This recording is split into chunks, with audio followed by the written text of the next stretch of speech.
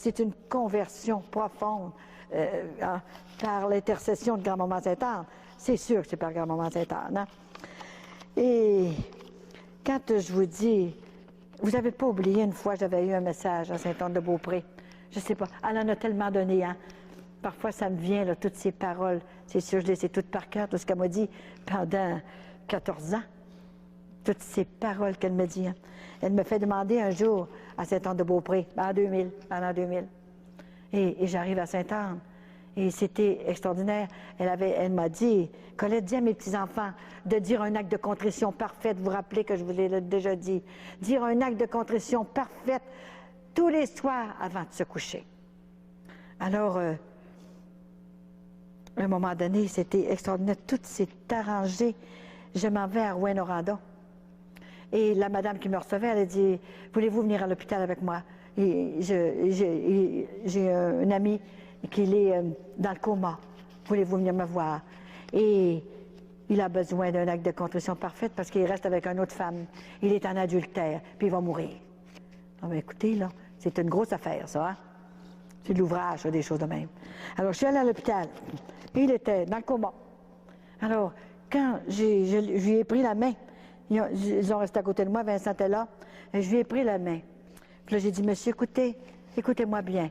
Si vous m'entendez, vous serrez un petit peu. Vous bougez seulement vos doigts, après ma main là, que je prends. Là, hein?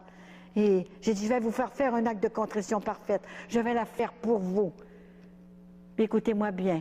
Si vous comprenez, vous faites juste un petit signe comme ça. Puis il était dans le coma.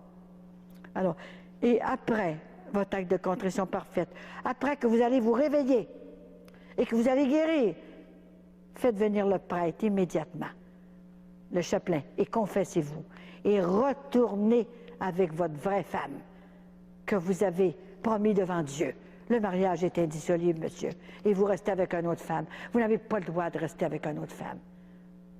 Ça prend du front et de l'audace, ça, pour aller dire ça, même s'il était dans le coma. Il fallait que je lui dise pareil. Il va comprendre. Alors, tout à coup, je dis l'acte de contrition. Il me serre la main en disant l'acte de contrition. Alors, je l'ai dit pour lui, parfaite, la contrition parfaite. Alors, la miséricorde de Dieu est infinie. Hein? C'était extraordinaire. Après qu'on est, nous autres, on est partis. C'est sûr qu'il n'est pas revenu tout de suite. On est reparti. Parce que je donnais une conférence le lendemain à l'église Immaculée Conception. J'avais rencontré même l'évêque de Rouyn-Noranda dans l'après-midi. C'était extraordinaire. Il se réveille exact le lendemain, il s'est réveillé. Et l'infirmière arrive. Puis il venait de se réveiller, là. Hein? Mais il dit, mais vous êtes réveillé? Il faisait une secousse qui était dans le coma. Alors, il a dit, je ne vais pas te manger. Je vais avoir un prêtre tout de suite. Il avait tout compris ce que j'avais dit. Et il a été obligé d'aller chercher le prêtre tout de suite. Il n'aurait pas mangé, puis il criait, c'est le prêtre que je veux tout de suite, tout de suite, tout de suite. Alors, ils ont été obligés d'aller le chercher, le chapelain. Là, il s'est confessé et il a regretté son péché, puis il a promis au prêtre qu'il irait retrouver sa femme. Alors, c'était extraordinaire ce qui s'est passé. Et quand il est sorti, il n'était plus dans le coma. Alors, il est sorti de l'hôpital et il est allé demander pardon à sa femme, à genoux devant sa femme, demander pardon, est-ce que tu veux me reprendre? Et l'autre, il lui a dit, c'est fini maintenant, on ne peut plus rester ensemble. Et l'année suivante, je suis retournée à l'église, et c'était tellement beau, c'est lui qui portait la croix en avant d'une procession. On avait fait une procession avec Jésus vivant, et on entrait dans l'église avant. Et tout à coup, juste 5 minutes avant d'entrer dans l'église, j'étais en arrière de lui, et il est arrivé une volée d'oiseaux qui se promenaient comme ça en avant de nous autres, comme ça de même. Des colombes qui étaient toutes en avant de nous autres. C'était extraordinaire. Tu t'en rappelles, Vincent? Il pourrait vous en dire des choses, lui aussi. Il a tout vu ça, lui. Il est au courant de tout ce que j'ai vu, de tout ça.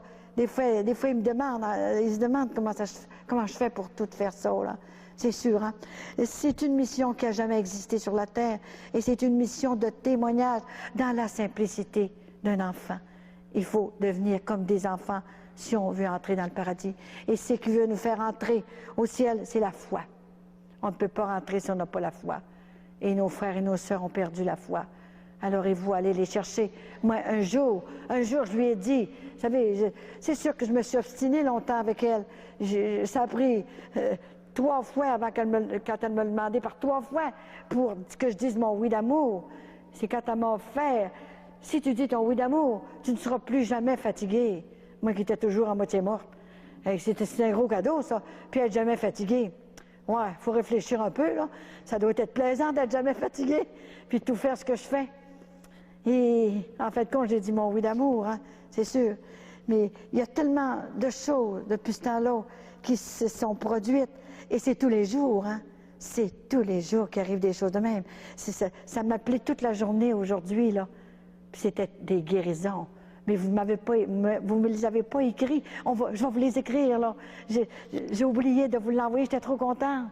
Des conversions, des guérisons profondes. C'est le même. Vous ne savez pas, vous autres, qu'est-ce que je fais, puis qu'est-ce que je reçois chez nous.